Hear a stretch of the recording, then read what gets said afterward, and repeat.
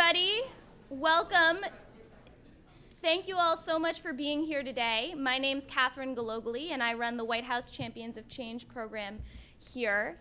We are thrilled to have 11 unbelievably amazing champions of change here. This was by far the biggest nominations pool we've ever received. Over 1,000 nominations submitted online from across the country. And Kim Leary and I and a few others had the pleasure of reviewing each and every one of those nominations and selecting the 11 amazing young women that we have here today. So it is now my privilege to kick off this program. Before I do, I want to remind you all, for those of you who have service in here, to be tweeting White House Champs, hashtag White House Champs and hashtag ImagineHer. And it's my pleasure to introduce my boss, a woman who cares incredibly passionately about these issues, Senior Advisor to the President and Chair of the White House Council of Women and Girls, Valerie Jarrett.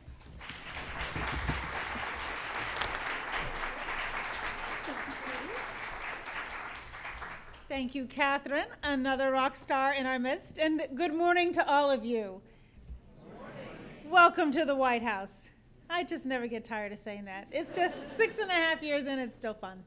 Particularly to have all of you here. We are so excited to celebrate our 11 young champs, each of who I'm going to introduce to you in a minute. But first, I just want to say to you that we do a lot of events here, and it's very cool, and it's fun to invite people here. But I think my favorite event are Champions of Change, because it gives us a chance. Oh, who's clapping in the back? That's just what I like. Yeah, we got a little one who's clapping already. It gives us a chance to celebrate people all over the country, just amazing people who are doing extraordinary things. And in Washington, sometimes it's very challenging to get anything done, as you may have noticed. And so we take our energy and our passion from all of you.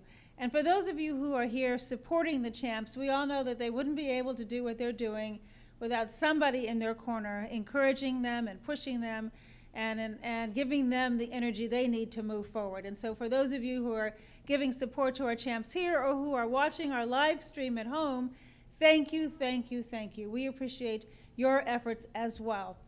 We are really just trying to take a moment and say to ourselves, how much have you accomplished already? And our champs are all pretty young, but at my age, everybody's looking pretty young. But believe me, it wasn't that funny. But believe me, when I think about what I was doing at your age compared to what you all are doing, I just marvel at each of your successes. And I think about the courage that I needed to work hard and to believe in myself when sometimes everybody else didn't believe in me. When I think about the resilience that it takes to keep getting back up and fighting day after day, no matter what setbacks you experience. And let's face it, part of leadership is understanding that there are going to be setbacks. It's not if you fail, it's when you fail. And if you don't fail, then my view is you're not trying hard enough. You're not pushing yourself outside of your comfort zone. And so part of what you have to do is just have the courage and the resilience and the persistence to keep moving forward no matter what anybody tells you.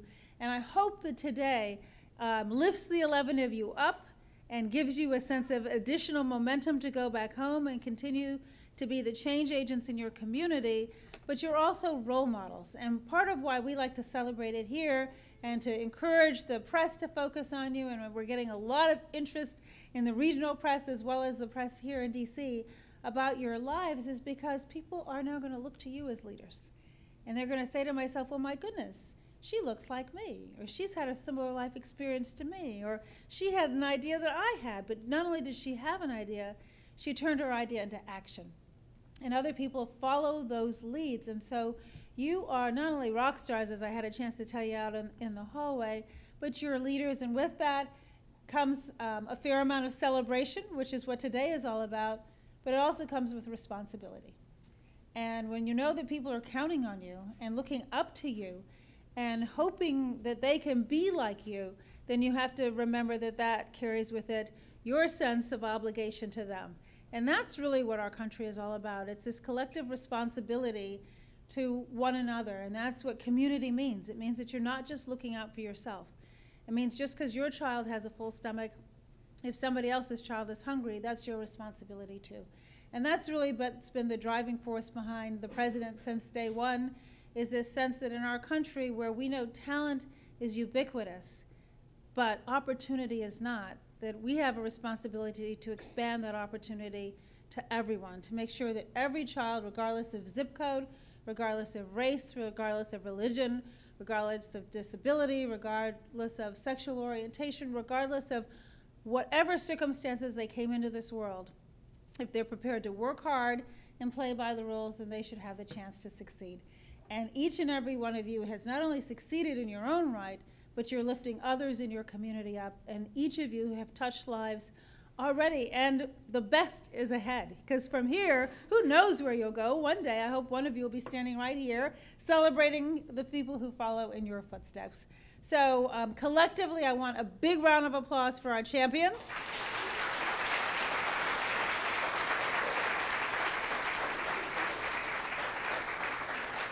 And now I want a chance to recognize each of you. And so when I call your name, it'd be kind of like graduation. Just stand up while I continue to talk about you. And then after I finish, you can sit down and we'll have a round of applause for each of you. So first, I'd like to introduce you to Asha Abidi. Asha, stand up, please. Asha has spent the last 5 years serving her Somalia community and the greater Muslim community, including holding the first ever health workshop for Somalia elders. Asha shows the impact that a young woman can have when she leads through service. Yeah, you were shy. You sat down too quickly. I want you to stand up until I finish. She has a beautiful smile, a great spirit, and teaching the elders in her community is no small task, as well as all of the work that you have done focusing on your community. So join me in congratulating Asha.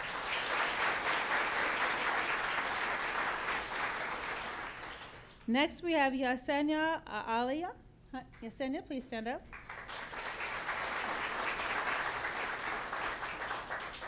Yesenia is a second-year student at Grinnell College in Iowa, and through her work at Alexito, she coordinates programming and engages her peers in helping motivate Latina students to stay in school and plan for education beyond high school, because she knows that that's the path up the ladder into the middle class, and she's devoting herself to opening up those opportunities that she currently has at Grinnell to other young people. She's leading by example. Please join me in congratulating her.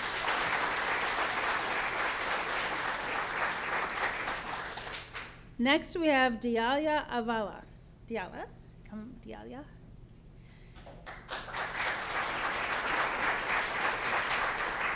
Dialia was born in Mexico and moved to Arizona when she was only 11 years old. As a community organizer, something that's near and dear to our hearts here in this White House, she focused on community education around the Affordable Care Act and also helped individual families enroll in health insurance. And so thanks to you, in part, we have well over 16 million people who have health insurance today. So thank you for playing a role in that.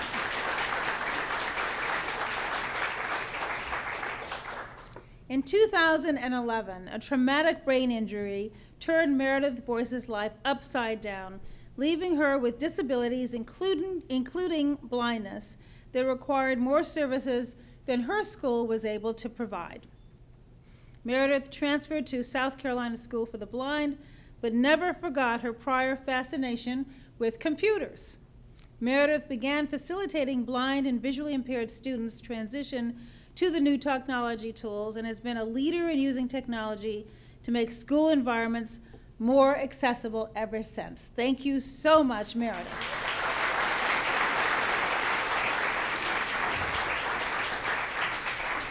And I told her she's got the coolest sunglasses I have ever seen.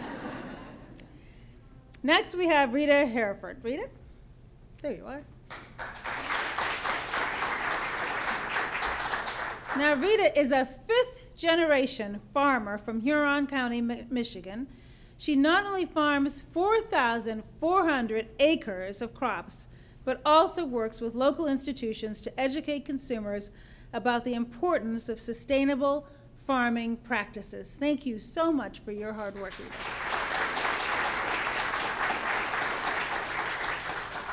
Next up, we have Marissa Jennings. Marissa? There you are. Marissa is the CEO of Social GRLZ LLC, as she told me how to say it, the first mobile web publishing company creating content specifically for African American girls ages 13 through 17. Her tech startup not only provides an opportunity for the voices of African American girls to be heard through modern technology, but it's also a resource and a safe space for girls. She's an entrepreneur and an innovator and just getting started. Congratulations.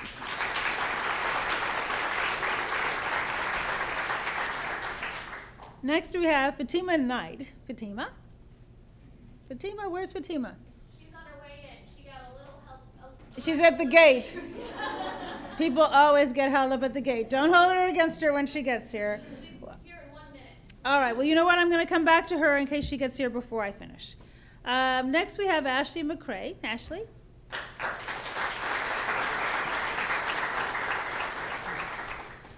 She's a student from the Oglala and Sikanju Lakota Nations and the absentee Shawnee Tribe of Oklahoma, and has worked to ensure her university incorporates inclusivity and diversity in its curriculum. She is certainly a leader. Thank you so much.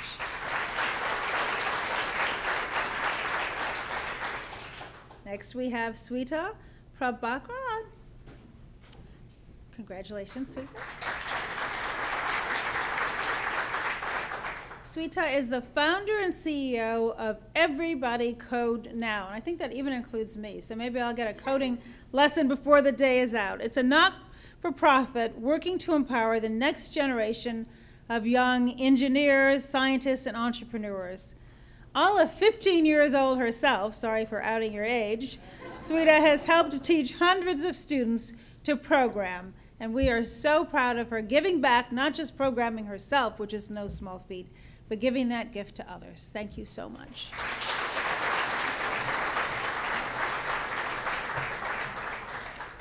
Next up, we have Katie Pryor, who is a 15-year-old, oh, wait, Katie, let's a round of applause for Katie. Katie?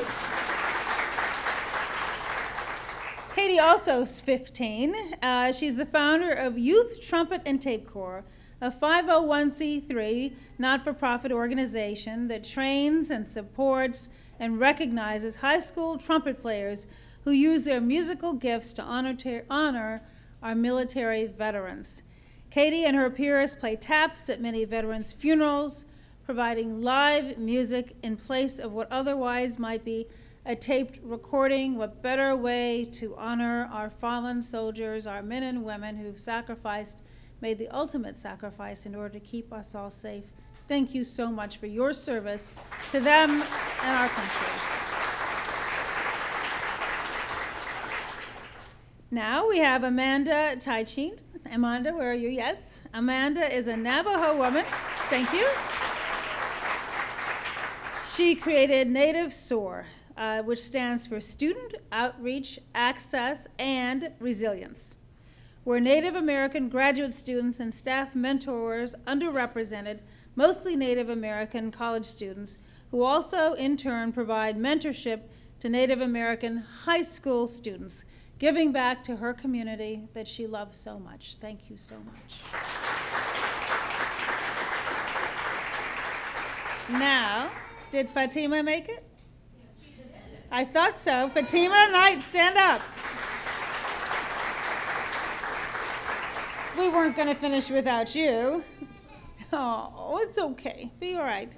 So Fatima Knight is a master's student at the Chicago Theological Seminary, my neighborhood in Chicago. I grew up about 6 blocks from there, so already I love you. Fatima spearheaded an initiative to raise funds for black churches across the South that had been victims of arson, and she's raised over $100,000.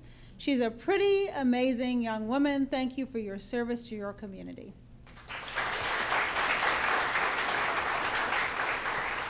So as you can see, and as Catherine mentioned, we had a lot of stiff competition out there. There were people nominated, over 1,000 from across our country.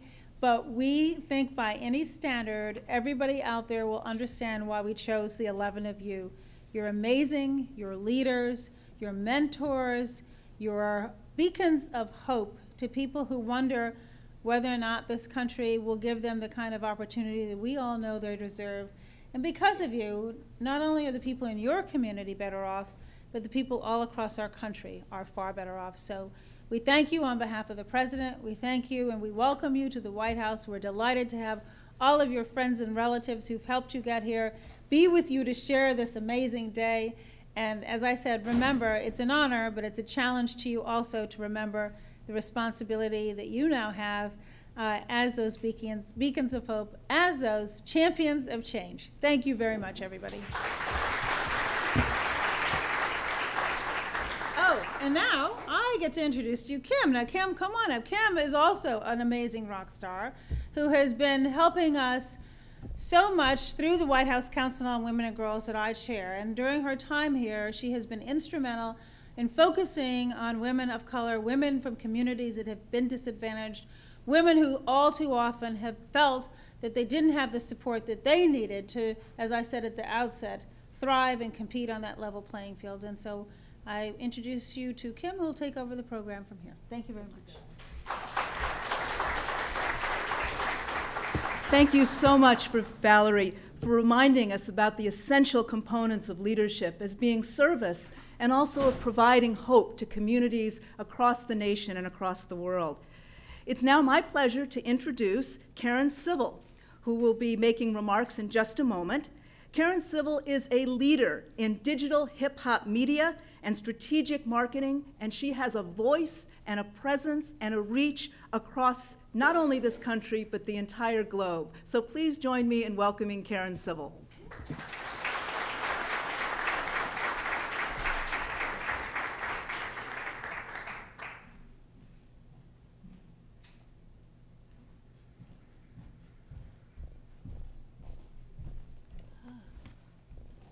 Good morning.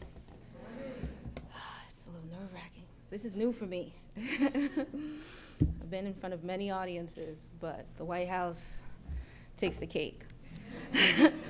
I want to begin by thanking the White House staff for having me here today at this incredible event. It is with great pleasure and honor that I stand here among some of the nation's most ambitious young women.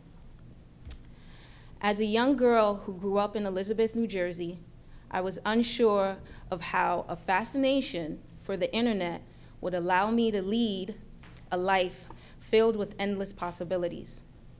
Starting my career, I was full of nervousness, you can kind of tell now, and doubt.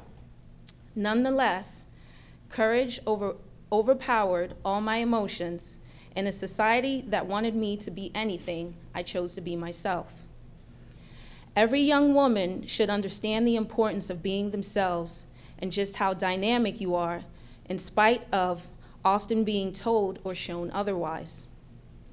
Courage is more than just overcoming fear. It's a process of converting all doubt and insecurities that you may have into the exact same things that will push you to break free from your comfort zone and extend past any boundaries that you ever saw for yourself. Over the years, I have witnessed my life evolve for the better simply due to my willingness to take chances. In fact, some of my biggest dreams are in arm's reach because of my courage. As women, it's our duty to have the courage to stand up, to advocate for our rights in the boardroom, the classroom, and in our communities. With all of this in mind, perhaps the most crucial act of courage is just being yourself. In addition to being courageous, it is just as important to discover your passion. Passion is an emotion that comes from within, that drives all of us to make a difference and achieve the unthinkable. Every young woman in this room today has not only been courageous, but has shown passion for the projects and efforts that you have tackled head-on. We must not be afraid to speak with conviction and to speak firmly about our ideas and beliefs. Regardless of where you are in life, bringing passion to your work can lay a foundation for success. The attitude and dedication that you exude speaks volumes and will force the world to take note. In the face of challenges, it's passion that remains the determining factor in those who simply have the desire to change inequalities in the world and those who actually will. I don't want to leave today without the phenomenal young women in this room understanding that I, along with various other outstanding professional women, see you as the future. And I'm confident that you will inspire a generation of women by continuing to walk in your purpose and dreaming big. It's true that, I missed my place, sorry. It's true that as women, our journeys may be less comfortable and obstacles will certainly present themselves. However, it is imperative that as leaders we transform what may look like an obstacle into a launching pad for our success. We do not want to overlook the value of each woman that each woman possesses, and it is our responsibility to demonstrate to the world that through compassion and courage, embracing women in leadership roles is not only essential, but it's mandatory to the success of our nation moving forward. In closing, to quote national recording artist Kalani, this is my favorite song, Bright, "You are what you choose to be. It's not up to no one else, so be great, be kind, don't let anyone dim your light. A woman like the sun should always stay bright." Thank you.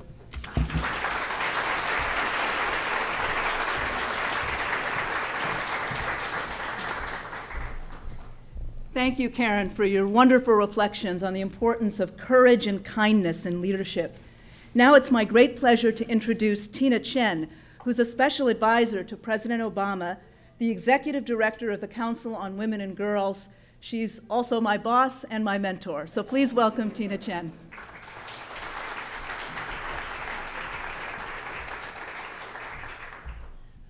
Well, thank you, Kim, and good morning.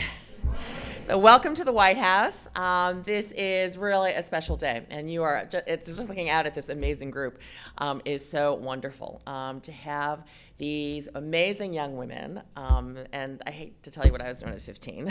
So this is, and from such diverse communities, just really representing the power of change that young women have, and the ability to change communities, the responsiveness that you have. As Valerie said, your examples are real inspirations to everyone who is going to be watching this, and I want to thank our colleagues at MTV for supporting us and for getting the word out. I have to also acknowledge and thank our team here, in addition to Kimberlyn, Jordan Brooks, Catherine Glogally. I mean, this has been a whole team effort that everyone has just Addie is sitting over there as well. So it has been a team effort and a labor of love that everyone has wanted to put this day together, because you really are amazing examples of what can be accomplished in communities, whether it's on health care or responding to the needs of your communities or disabilities, healthy food. You're hitting all the issues that we work on every day. But what you do in communities is where change really happens, and that's really what is going to make change last. We are only here for 8 years, and time is running out. But the way in which change will continue and continue on for your generation and for the next generation is the work that you are doing and the work that you inspire others to do. So I'm here really to thank you for that, to encourage you to keep doing it, to encourage everyone in the room here to continue to spread the word. What you all are doing on community-based change is so related to the most recent project that we have launched here out of the First Lady's office that I wanted to at least close by mentioning that. And that is, the First Lady has looked at a lot of international issues over the years. The one that has really resonated with her, and we launched with the President a new whole of government effort on this spring, was to respond to the needs of 62 million girls around the world who are out of school, who are not able to get an education around the globe.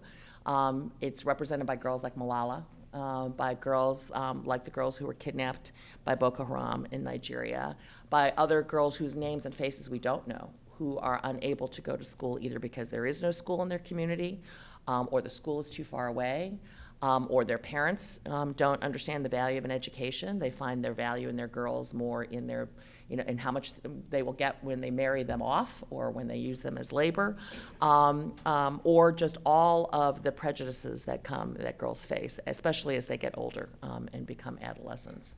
And what we're doing through the First Lady's office, through Let Girls Learn, our initiative, which we're working on across the federal government, is through the Peace Corps to support community-based change, to do what you all are doing, and to empower young women and their families and their colleagues in their communities, working together with the 6,000 Peace Corps volunteers that we have around the globe, to come up with the solutions that they know. You all came up with the solutions. You saw a problem.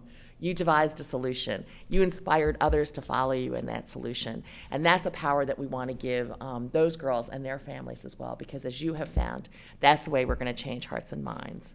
And through the Peace Corps' website, through a social media campaign, so stay tuned in a couple of weeks that you'll see us launching from the First Lady. We want to also make sure all of you and the American public gets linked to those girls, gets inspired by those girls, that you all together become a global movement for community-based change, so we can support what's happening here and what you all are doing and link that to an international movement to really empower young women and girls. It is really true, and there are statistics and studies over and over and over again that have made the case now that the most important investment that we can make to have change in our communities, economic prosperity in our communities and our countries, stability and peace, is to invest in girls' education and girls' empowerment in what you all are doing. Because when we empower a girl, whether it's in the United States or it's abroad, you not only change the trajectory of herself, you change the trajectory of her children and her family. You have her community become more prosperous. It increases GDP by trillions of dollars, and that leads to overall economic, not only economic prosperity, but stability and peace. It's the key to peace and security as well. So it's like the secret sauce. So you all are it. You are really embodiments of it. You are such great examples of it. Congratulations to our champs of change. Congratulations to all of you in the room who are here to support them. And we look forward to seeing so much more that you're going to accomplish in the years to come. So thank you.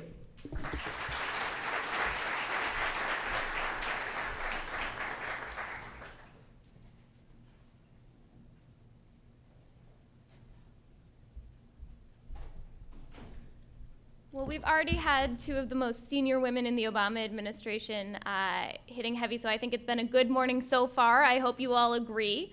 It's now my privilege to introduce Nupur from MTV, who's going to be introducing our next panel, and we are, as Tina said, so grateful for MTV for their partnership on this effort and on the Look, and congratulate them on the great work of the Look Different campaign overall. So come on up, Nupur.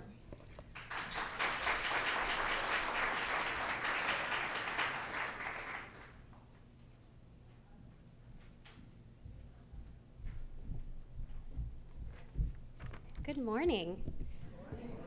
Thank you to Ms. Jarrett, Ms. Chen, and the White House Office of Public Engagement for having us here today. And thank you to the President and First Lady for their continued commitment to furthering opportunities for women and girls. It's truly an honor to be a part of this inspiring event and to help amplify the important work of the female leaders being recognized today. So since its founding over 3 decades ago, MTV has always been at the forefront of empowering young people to tackle pressing social issues such as HIV/AIDS, mental health, bullying, to name a few. In April of last year, MTV launched its latest initiative, the Look Different campaign, to empower America's youth to better counter hidden racial, gender, and anti-LGBT bias.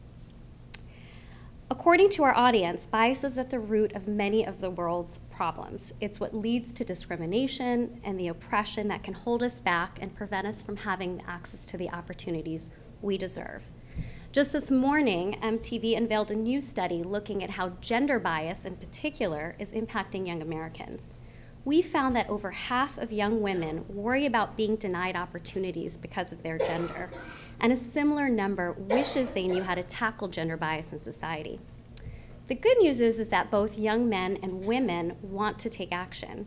Nearly 7 in 10 say they would love the opportunity to have an open, respectful, and judgment-free conversation about gender equality, and think there should be more safe online spaces to have these conversations. The Look Different campaign aims to do exactly that, spark constructive discussion using powerful programming, innovative digital tools, and social media engagement, ultimately empowering our audience to create change. Today, we have 2 young female leaders who work with Look Different here with us to moderate conversations on how we can inspire even more positive change for women and girls. First, you'll meet Francesca Ramsey, the host of MTV's YouTube series Decoded, which addresses race, pop culture, and other hot-button topics. Later in the day, you'll hear from Lacey Green, the host of MTV's YouTube series Braless, which tackles issues like feminism, sexuality, and gender norms. Young women like Francesca, Lacey, and all the champions of change being honored here today set a powerful example for what we can accomplish when we tackle our community's issues head-on and inspire other young leaders to follow suit. So, without further ado, I'd like to welcome Francesca to the stage to lead us through the first panel discussion with our esteemed champions of change. Thank you.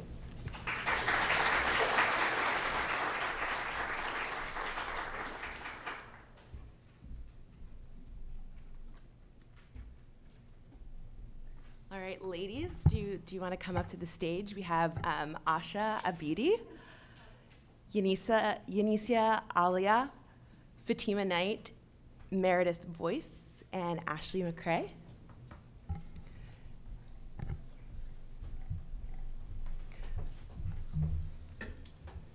This is super exciting, and I feel like I'm Olivia Pope right now. I mean, without the love triangle or the scandal fixing or the designer wardrobe, but I'm at the White House, so it's kind of like Olivia Pope, right? So I host a show on MTV News called Decoded, which is all about race and pop culture, and the goal of the show is to really break down some of those tough to have conversations in interesting ways using humor. And it's not an easy feat, but it is one that is very important and I'm very proud of, which is why I'm so excited to be moderating this panel with so many inspiring young women that are doing such important work, and important work that's not always easy. So I definitely want to jump into finding out a little bit about what has inspired you to do the work that you've done and some of the challenges that you've encountered and how our audience can kind of learn from your journey. Asha, you have built an amazing portfolio that has relief efforts in Somalia and also for Somalian women in your community here in San Jose, where you live. So as a young leader, how have you gone about creating a vision and getting an idea for your community of what change really looks like? Well, first off, thank you everyone for inviting us here. We're all very honored. And I too would like to think of myself as Olivia Pope. But what has helped me create the vision and the look of what I want to see in my community is first by looking at examples of amazing women throughout our nation as well around the world who have done amazing things. And what I try to do is by taking on those characteristics and looking at what I want to see happen in my community, which is progress and education and institution building, and being the first person to take the steps to seeing that change.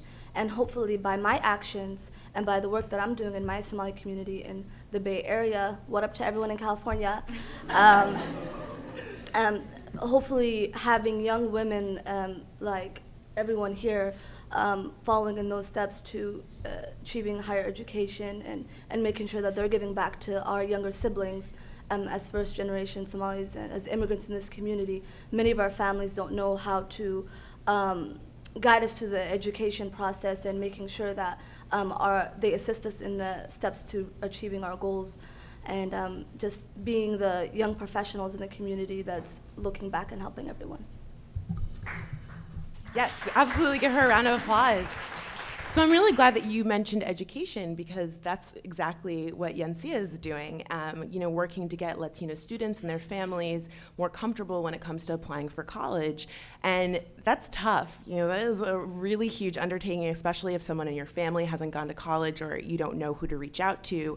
Learning a new skill can be really challenging and really scary, even when you do have help. So what have you done as a leader to kind of overcome some of those fears that you've encountered with students and the parents that you've been working with? So first of all, I do also want to thank the White House. I'm very honored to be here. I also want to shout out to people in California and in Iowa where I go to school, because they have been the reason why I'm here.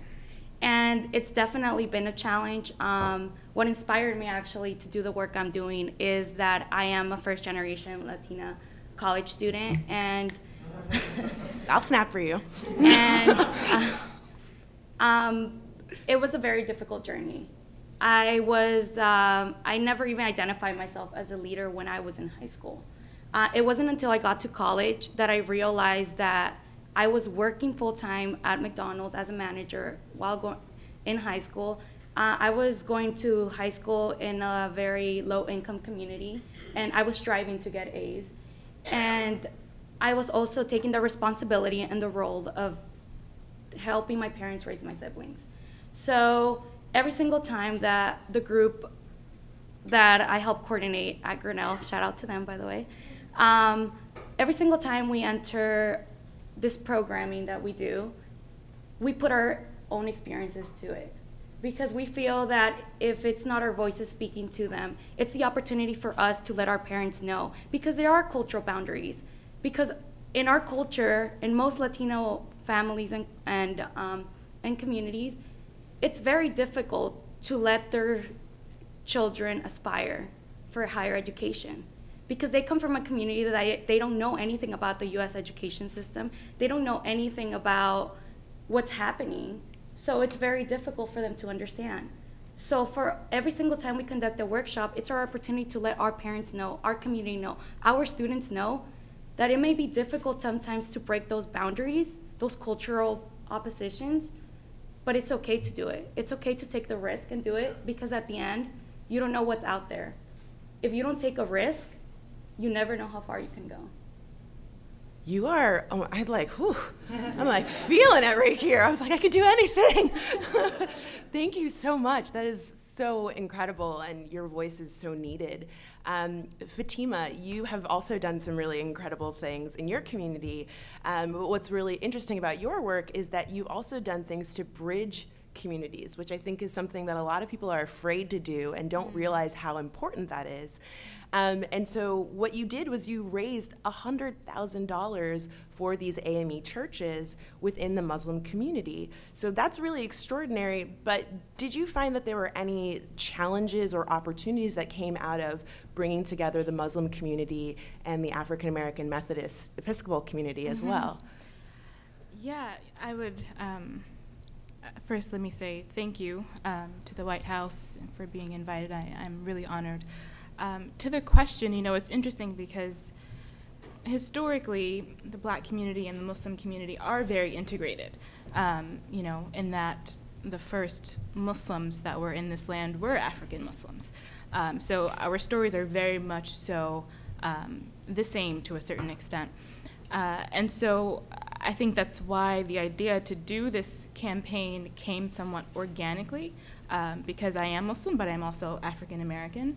And so, you know, I identify as both, and some of the things that I identify with or struggle with as a Black person, you know, are more connected to the larger Black community than they might be connected to the larger Muslim community. So I really do have my feet, you know, in both. But I think in terms of opportunities, one, because those communities are already integrated in the sense that there are so many Black Muslims, which means that they have a lot of Christian family. Like myself, I have a lot of Christian family.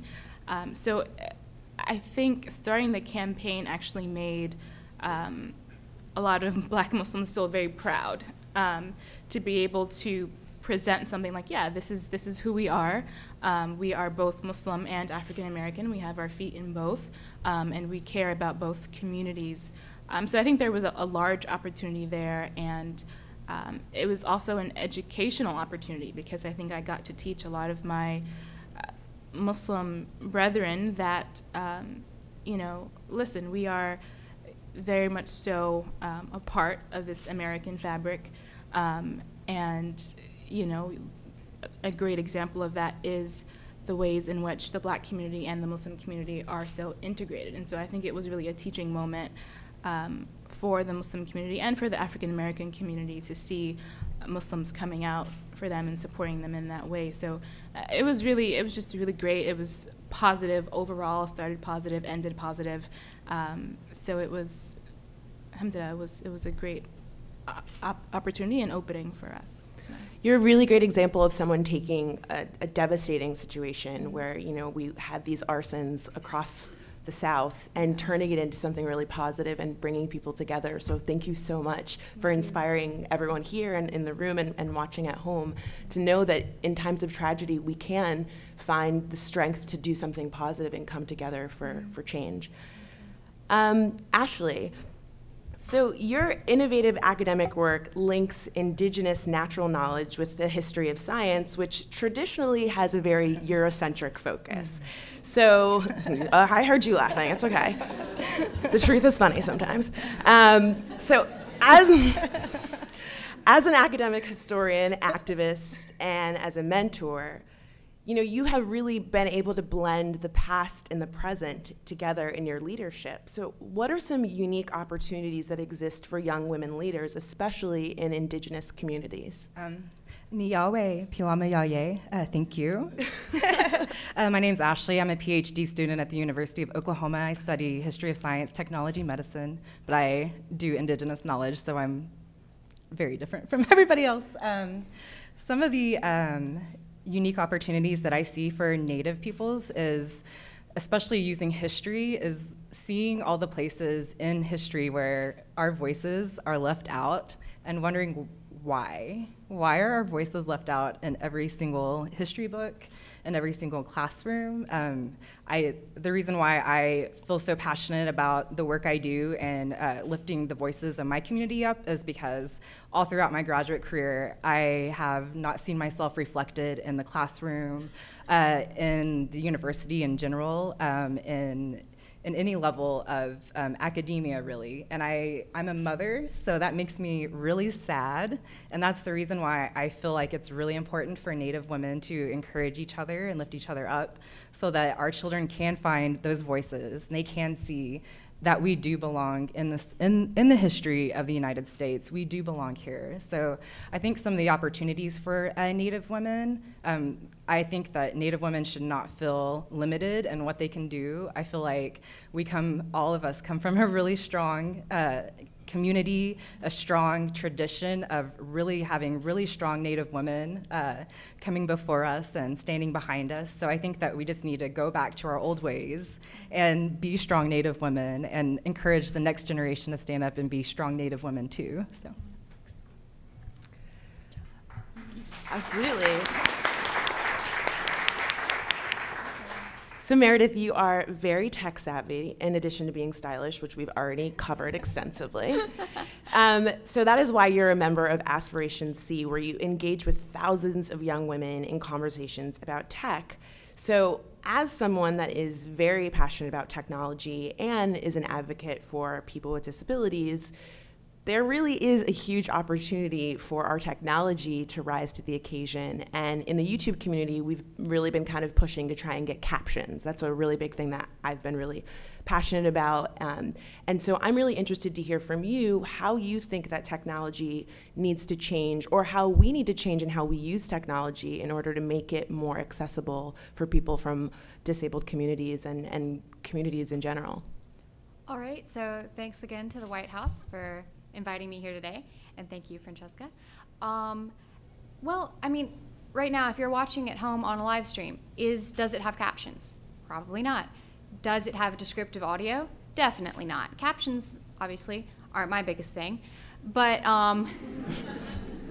yeah, I'm about 90% snark and blind jokes. So it doesn't have captions. Right now, if I have friends who are listening right now, hi. We haven't said who's at what end of the table. We haven't had that discussion on where things are, and that's one of those things that it is only slowly getting into places that are mainstream locations, like movie theaters. We don't have, I know that the movie theater where I live, since I live in the same town as the South Carolina School for the Blind, has, and it's the School for the Deaf and the Blind. So we have glasses and headpieces you can wear at the movies that have captions for the deaf and hard of hearing communities and descriptive audio for the blind and visually impaired communities. And so that's one thing that, but having accessible technology and even just maybe a little less low-tech options for people with disabilities in more public locations. Having Braille that is accurate, because sometimes you'll have places that they'll renumber the room numbers, but they didn't renumber it in Braille. And so I've gotten lost in many hotels. Or in elevators. There are sometimes elevators still that don't have the Braille on the numbers so that you can tell what floor you're going to be on. So things like that. I know I was in the hospital not recently, quite recently, to see my grandfather, and he was having surgery, and they didn't have Braille in the elevator. And I thought, this is actually a medical facility. Do blind people not get sick? Where do I get this magic power? So, I mean, if anyone knows, please let me know if it's government research I should know about. So, I don't know. Things like that happen all the time, and then the lack of general awareness on visual impairments or total blindness. When they see that I carry a cane, people assume, oh, she must only read Braille and she doesn't know what colors are. She must have always been this. No. I'm partially sighted. I am about 90% blind. I am blind in this eye and mostly blind in this one. So there's a difference. There's a spectrum in any kind of disability. So we need to have accessible technology that can work with the entire spectrum of the disability and not just, this is a blind person. And then I had someone recently ask me why I didn't go to Gallaudet University for college. That's the university for the deaf. There's a difference. So, I mean, just a general lack of awareness on the spectrum of disability and what disability is and how it impacts your life. So that's where I see accessible technology coming in as a major factor for change.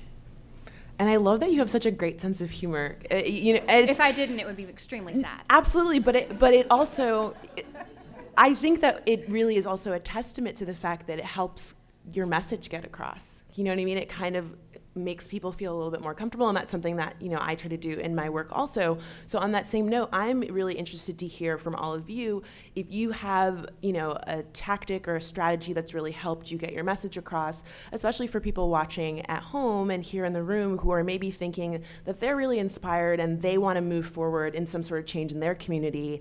What would be like your number one tip that you have found that's really helped you? Don't all jump at the chance. Oh. Yeah, go ahead. What I would say is that for me, leaders are people who have the same passion, the same mission. So go out there. Just go out there, and even if you're quiet, try to search what's in your community, your school, your organization, or just anywhere nearby that has to do with something that you're very passionate about. And then find someone who shares that same passion. And with each other's help, develop each other's ideas. And try to find ways in which you can, I'm not saying go make a change in the whole world, because if you make an impact on one person, that person might be the next one who creates that great idea that can make an impact on everybody else. So my main advice is go out there, find your passion, find what you think is an issue and that you want to make change, you want to promote change, but at the same time empower each other. So you're each other's support when you're making that change.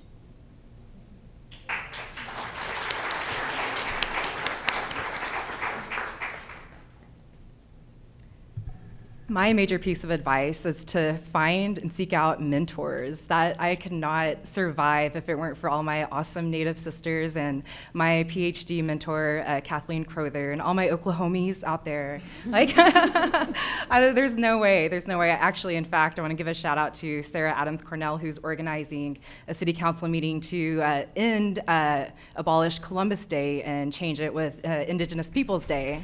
So hopefully everybody does that everywhere. I'm not alone. It's not just me. I'm not acting on my own behalf. It's everybody. It's my entire community. They all lift me up. All my sisters lift me up. They stand up for me. They fight for me, and they empower me. And I think as soon as you find a mentor, latch onto them, and with their help, like, you become a mentor, and then you are able to encourage and empower other people after you. So.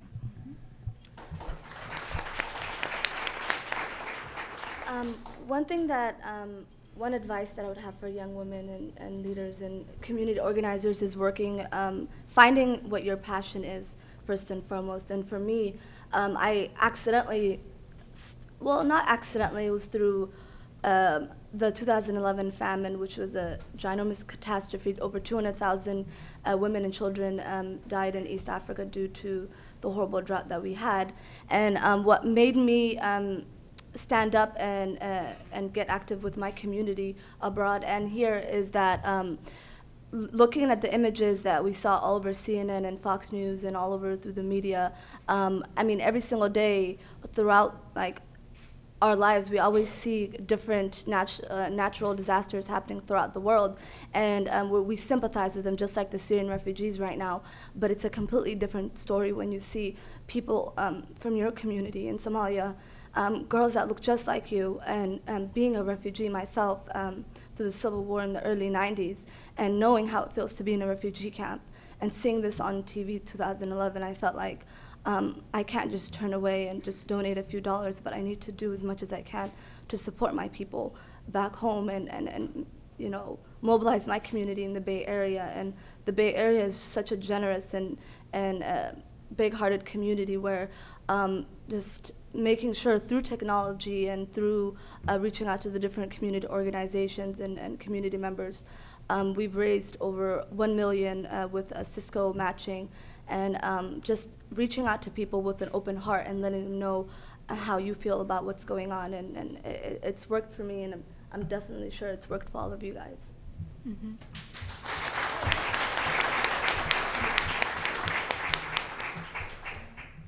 So I would say listening to those good ideas that we have, because oftentimes that's where the idea stops. So something comes to your heart, you know, you see something on TV, you hear something in the news, and you might have an idea to do something good, but not necessarily the willpower to act on it. So really, I think acknowledging those good ideas when they come, giving them the right that they deserve, and allowing yourself to make those steps to see it through, because oftentimes we have so many good ideas, but we just don't really listen to them.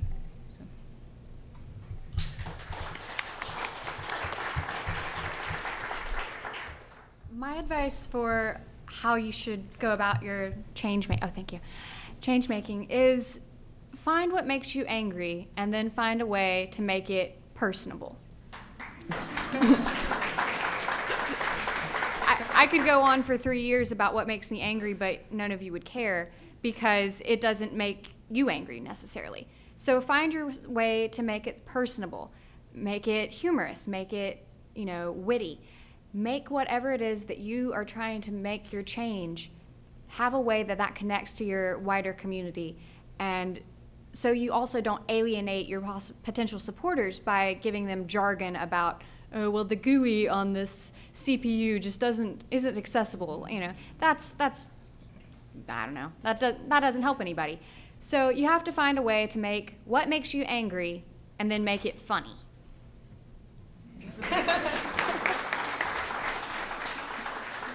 Well, thank you, ladies, so much. I'm over here taking notes on my iPad because I have learned so much from you, and I know that the people in this room and at home have definitely gotten some valuable knowledge, and we definitely want to make sure that we hear from you. So make sure to tweet as you're watching at home with hashtag WHChamps or hashtag ImagineHer, and let us know what you thought about the panel and our amazing panelists. Let's give them another round of applause. Thank you so very much.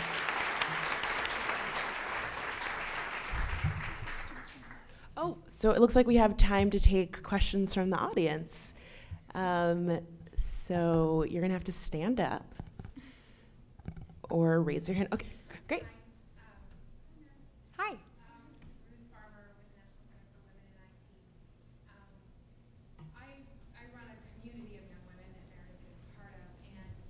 shout out.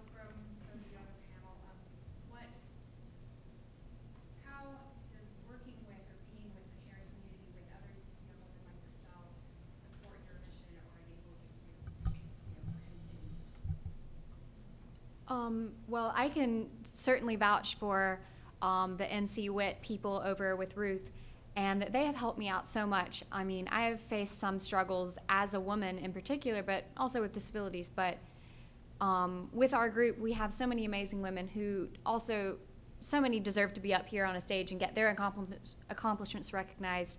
I know that I've had days when I would be harassed in computer science class this past spring.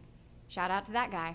So I know you're watching on live stream right now. I'm so glad that you didn't say his name, though. Oh, Keep him in the dark. I'm not on that level.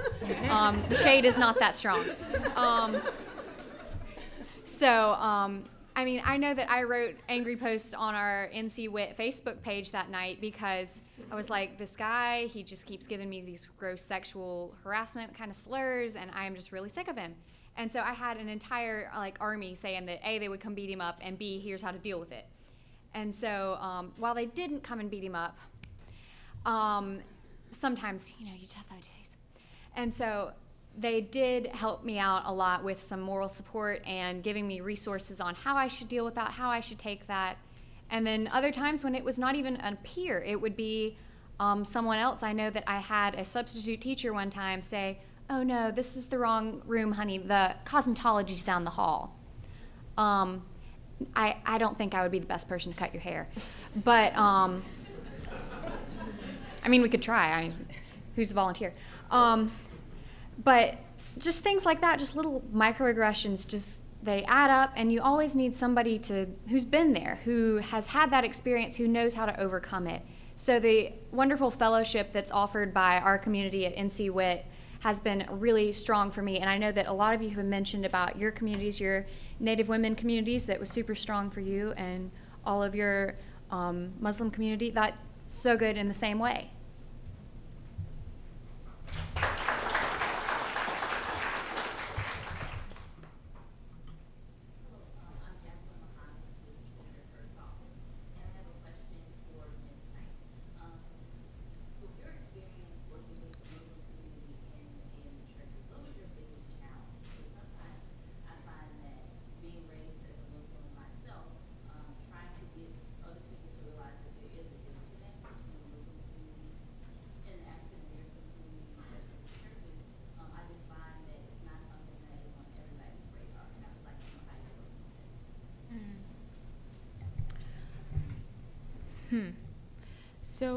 So definitely there were challenges. I mean, for the most part, the Muslim community was very supportive, and I think they kind of, it almost awoke something in them. So I think first it's just kind of like trying and seeing, how people will respond.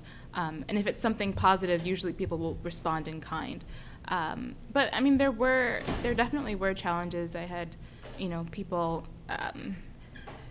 saying things to me about, why not use this money for a very specific Muslim cause as opposed to a generally African American cause. So I did have those criticisms coming from the Muslim community. And then also from outside of the Muslim community, there were people who thought it was some sort of, scam or PR stunt to show, oh, look how sweet and kind Muslims are. But, I think I really had to keep my head above water and acknowledge the fact that the overwhelming majority of responses to the campaign and the initiative were positive. And so I had to keep that positivity alive. And I was really blessed that it really did become an educational opportunity for people. I really did get to express to people, listen, our communities have been historically very integrated, and we have to acknowledge that the majority of Muslims in America, I believe, or about a third of Muslims in America, are black. And that means necessarily that we have ties to Christian communities through our families, through our friends and our other relationships. And I think having the patience to have those conversations with people and to kind of have to say it over and over again. But eventually, it paid off So I hope that answered the question. It sounds like re-education is a big part of everyone's story, you know, and I think that sometimes we kind of forget that we have to do 101 before we can move to 201 and 301. You can't do calculus if you don't know how to do basic math. So, you know, I think that hopefully what people take away is that sometimes it's okay to start at the beginning and make sure that people understand your cause before you ask them to join in and help, because not everybody knows how or knows what needs people with disabilities have or understand what Muslim communities are, or maybe have never met an indigenous person before. So that's super, super important. Do you have any more questions? How much time do we have left? We can do 2 more questions. Okay, right here.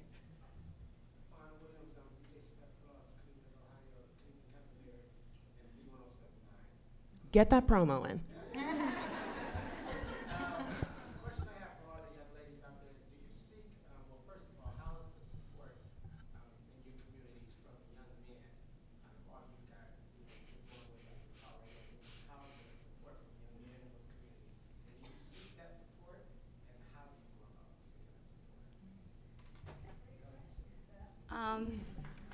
I believe that Al Éxito would not be happening in the state if it wasn't for the support of man.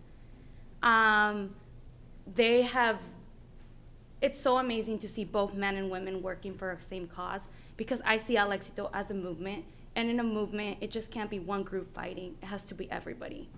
And yes, there are Latino professionals working on this movement, but everybody has to be part of it. Because who's in the school systems, who's in the classroom? It's not gonna be the majority of Latino professionals in there. So it is very important that both men and women are empowered together to make a movement work. And personally, I've grown up with stereotypes about, Latinos are, if first generation Latino students are here, their parents are undocumented and they don't have a possibility to move on. And if it wasn't for those men and women that guided me and mentored me throughout my whole years in middle and high school, I wouldn't be here today. So I feel that support of men and women are both essential in a movement, in a change, and even bringing awareness of what's happening in your community, the nation, and just the world itself.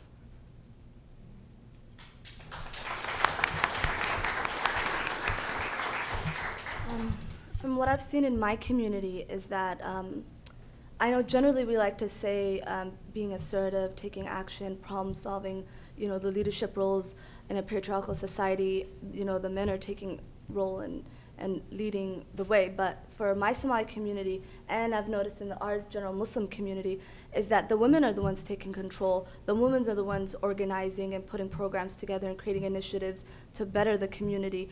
And many times, the problems we're trying to solve are included with the young men. And in order to get the young men involved, you know, for me, I like to give them specific tasks. You can't just say, hey guys, do you want to come and help with this sort of stuff? Agreed. We have a fundraiser, come and join us. I'll be like, okay, brother, registration, that's your job. You know, here, pass these flyers out tomorrow. That's about it. So giving them small tasks, just a little.